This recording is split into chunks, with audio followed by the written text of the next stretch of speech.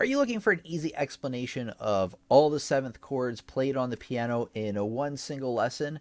But not only that, the correct fingering so you can play these chords the easiest and most effective way? Well, guess what we're talking about today? We're going to get on to our first topic, which is what is a seventh chord? So a seventh chord usually has 4 notes. You may be thinking, well, why doesn't it have 7? I don't know. But I'm going to explain why it's called a seventh chord right now. So you have, here we have a seventh chord written up here, but in a seventh chord you have 4 notes. And the name of the seventh chord comes from the fact that there are 7 notes between the bottom and the top. Kind of a strange naming process because this is a triad and playing there are 3 notes, but the 7th chord doesn't have to do with how many notes there are, but rather the distance between the bottom and the top. And what I'm going to bring up frequently during this lesson is that this top note, that is called the 7th. So if I'm talking about raising the 7th or lowering the 7th, I'm talking about that top note if the chord's in root position. All right, let's get back to our slide here. Let's see. There are a bunch of different types of 7th chords. You got the major 7th, minor 7th, dominant 7th, half diminished 7th, and of course the fully diminished 7th, which of course I'm going to explain here in a second. Let's get on to our first type of 7th chord, which I believe is the major 7th. Okay, so the first type of 7th chord we're talking about is the major 7th, and it's made up of a major triad and a major 7th. So one thing I want to tell you is that all of these 7th chords can be described as, first identify the type of triad, which is the 3-note chord, which is the bass, here we go, the bass of the entire thing. So these 3 notes right here, the C, E, and G, that's your bass triad, which happens to be major. And with a major 7th chord, you're adding what's called a leading tone. And by definition, a leading tone has to be a half step away from the root where you started. So if it's a C chord, you're going to go all the way up an octave from C, and then you're going to bring it down 1 note, 1 half step or 1 semitone to make that leading tone. So remember, major triad plus what we call major 7th, but that's also known as the leading tone.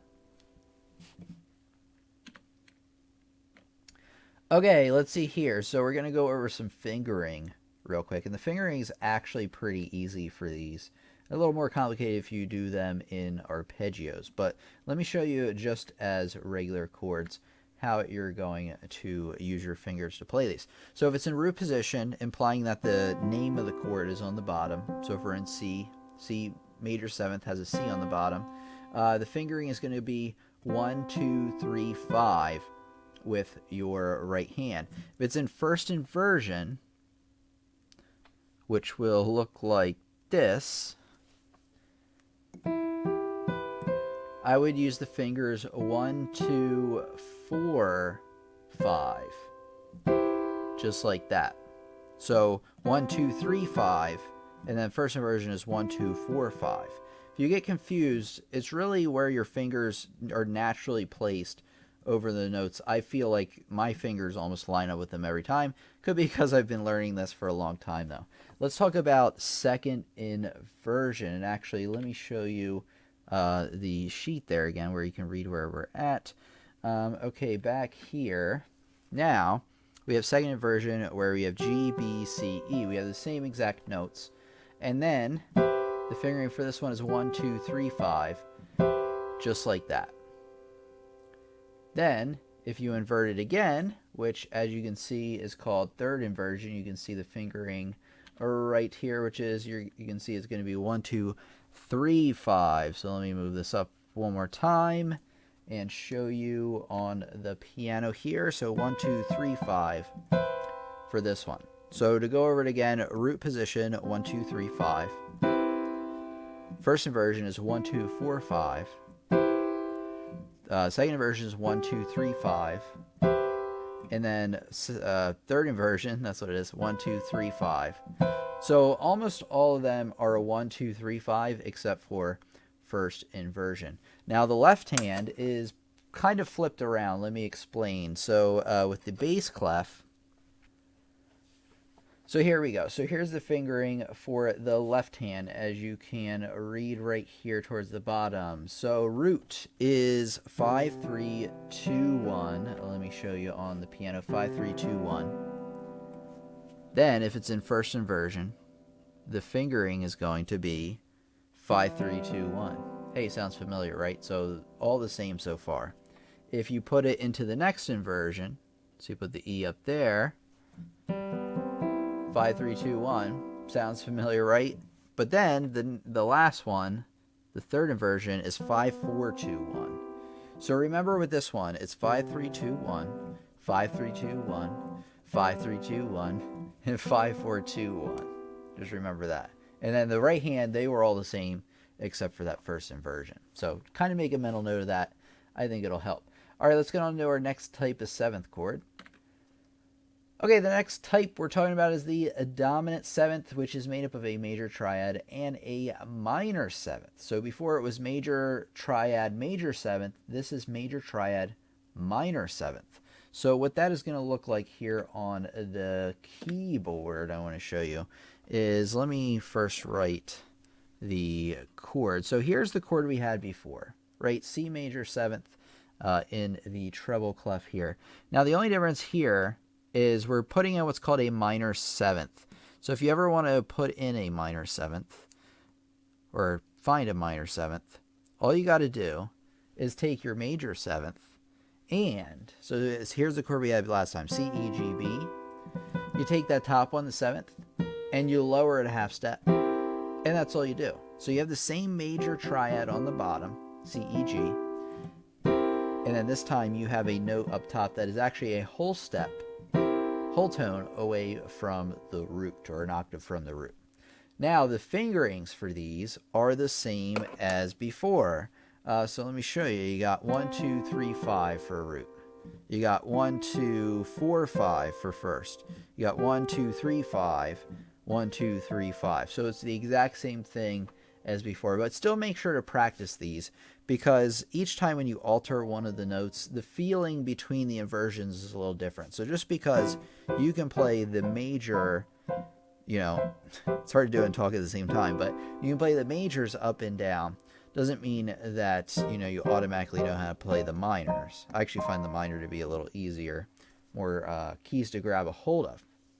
All right, let's take a look. I'm going to briefly go over the left hand fingering, which of course is going to be 5 3 2 1, 5 3 2 1. Guess what the next one's going to be? 5 3 2 1, and the last one 5 4 2 1. Same kind of thing. And you also want to practice it the way I've played it. So you want to practice root, going to first, going to second, going to third, coming back down to second. And this will help you move between inversions more quickly, because if this ever happens in a song or a piece, which it will, you'll be better prepared to not endure, but to deal with that. All right, let's get on to our next seventh chord.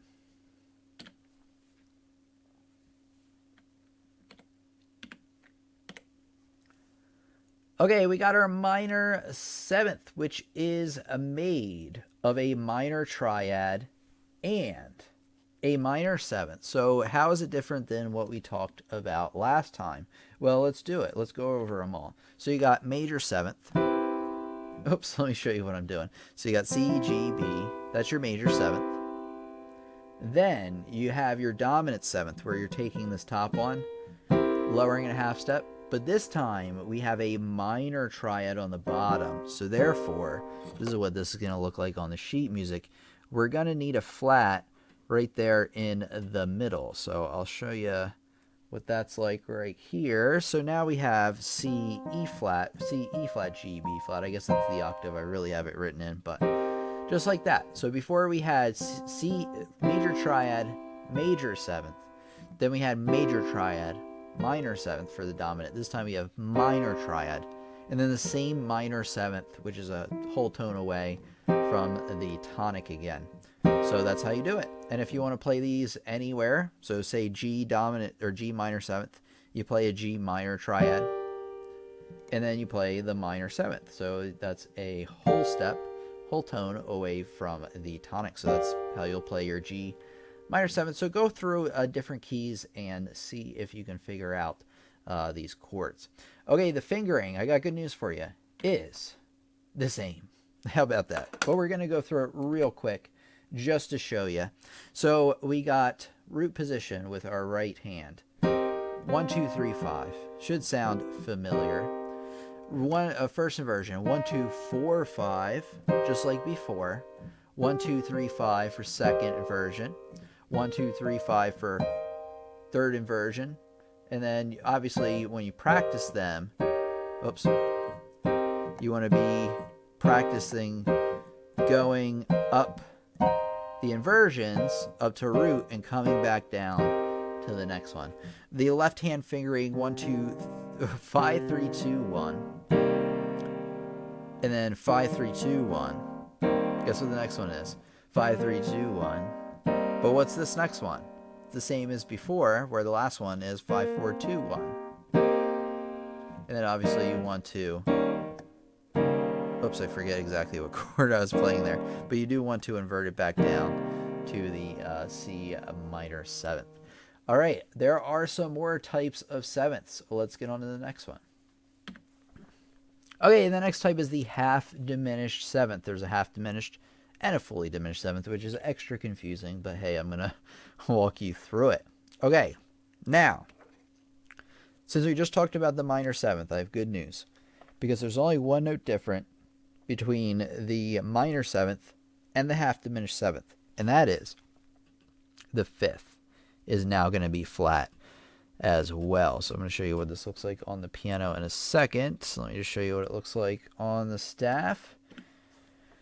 So on the piano now, we remember we had major 7th, major triad, major 7th, dominant 7th, major triad, dominant 7th, minor triad, or minor 7th.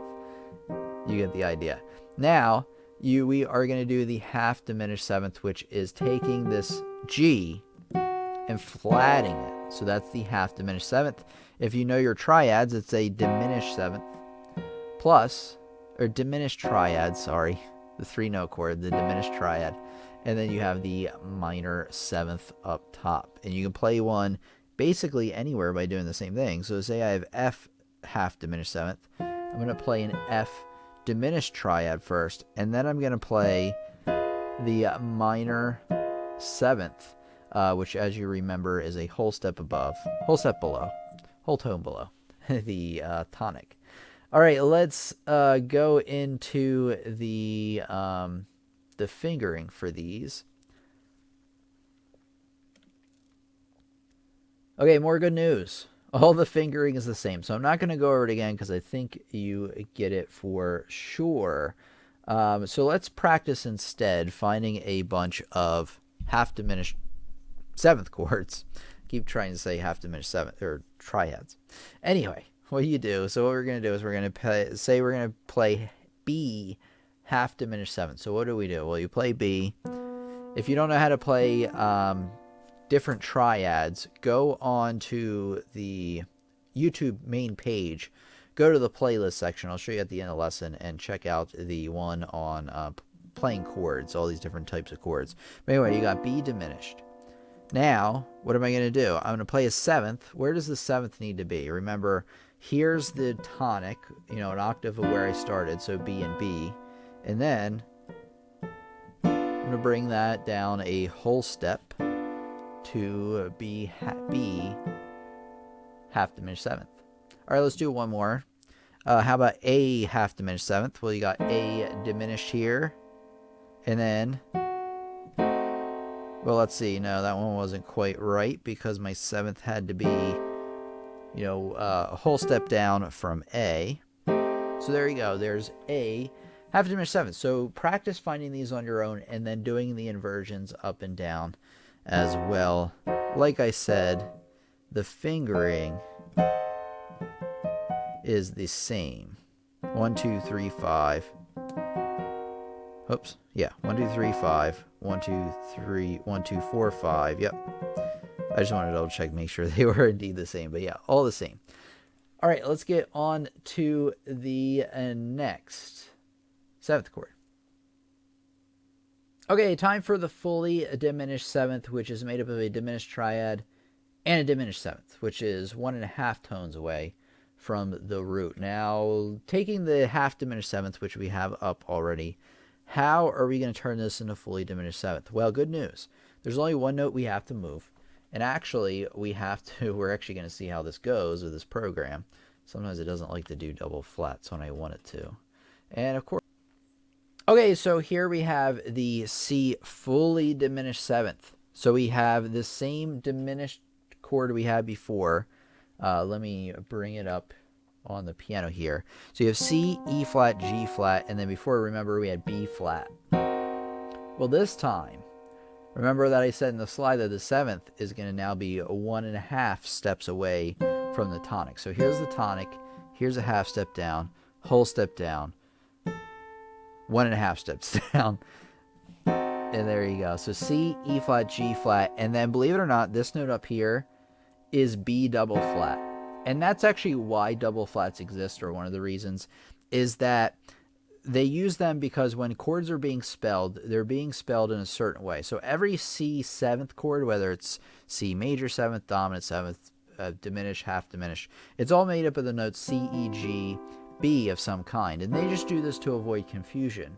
So when you're talking about the fully diminished seventh, you're talking about C, E flat, G flat, and then this one's not A, it's B double flat, because B is the original note that you are altering. So just keep that in mind, that it won't be A at the top, it will be B double flat. I understand your frustrations of why double flats and double sharps exist, but this is it.